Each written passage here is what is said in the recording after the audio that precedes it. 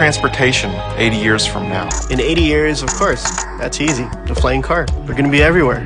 You know, we might all have individual spacecraft that are automatically guided through like Google Maps or something. Jetpacks would be nice. I don't know.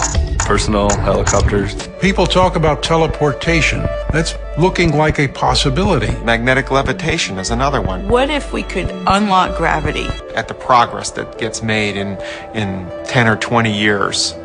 And so when I think of 80 years, I think, gosh, all kinds of things can be possible.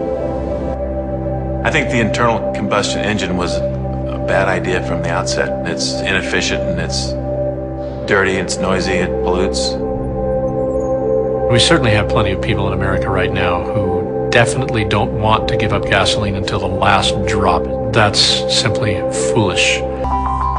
You know, the sun produces 800 million gigawatts constantly.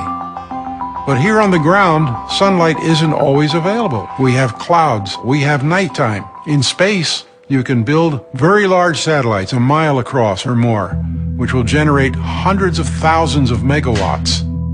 The fuel that we'll use really is this stuff, water. Inside water is hydrogen. Hydrogen makes an excellent fuel. It burns cleanly, and when you burn it, the waste product is more water. The real changes for our society and transportation will not lie just in the fact that we have different fuel systems or different energy sources. How do we use those energy sources? That's really what's going to change our way of living. In the last 50 years, we have organized ourselves to make it so that we can't live without cars. When you can get in a car and say, take me to destination 7, that's going to be a new form of transportation. Like a slot car, hook into an electrical current and use that as your motive force.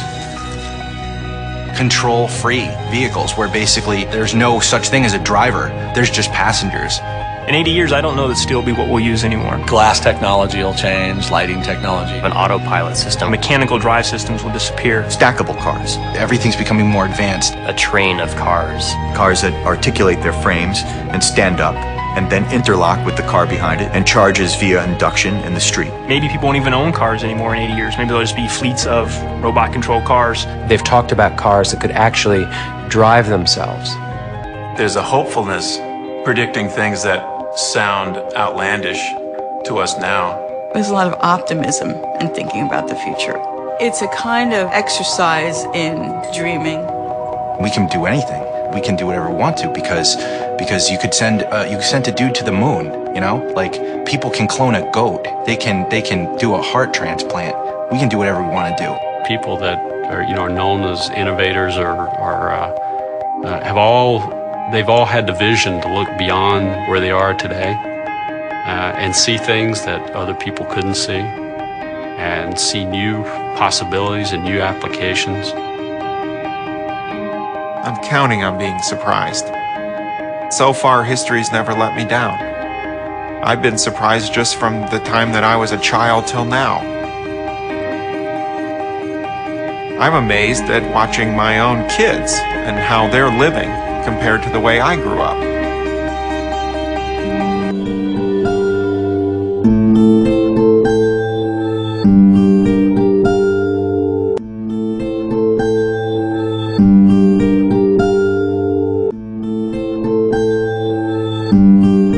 A barrel of crude is of limited use in its natural state. It takes science to release its full potential. Using an array of chemical tools, molecules are sorted, broken up, and recombined into the products the marketplace demands.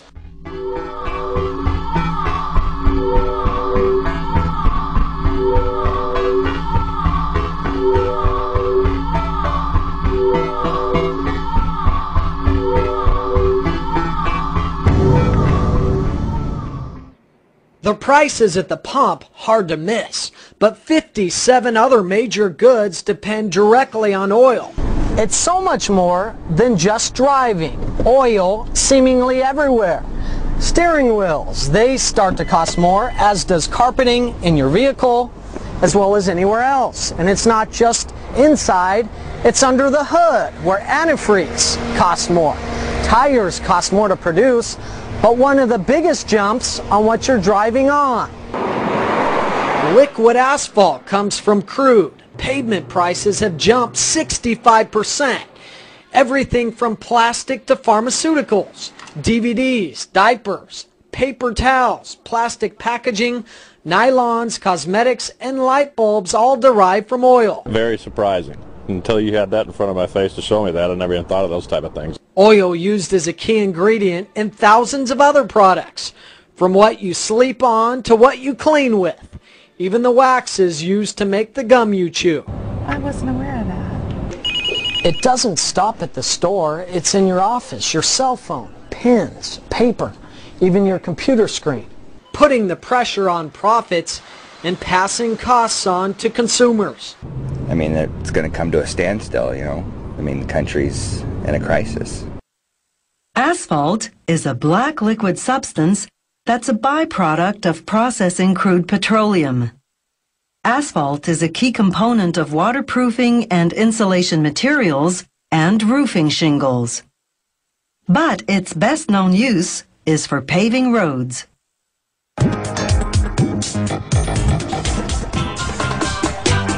Next comes a thicker asphalt coating, mixed with powdered limestone.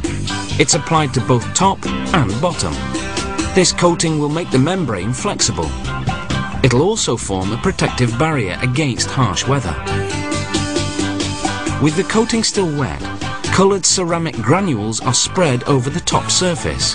This gives the shingles their colour and makes them resistant to the sun's ultraviolet rays.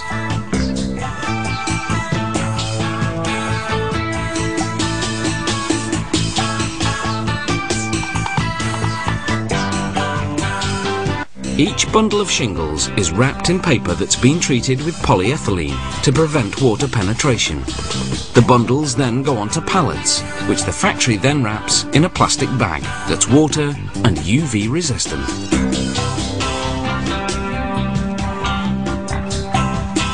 Generally, the thicker the asphalt and granule protective barrier, the more durable they are and the longer the guarantee.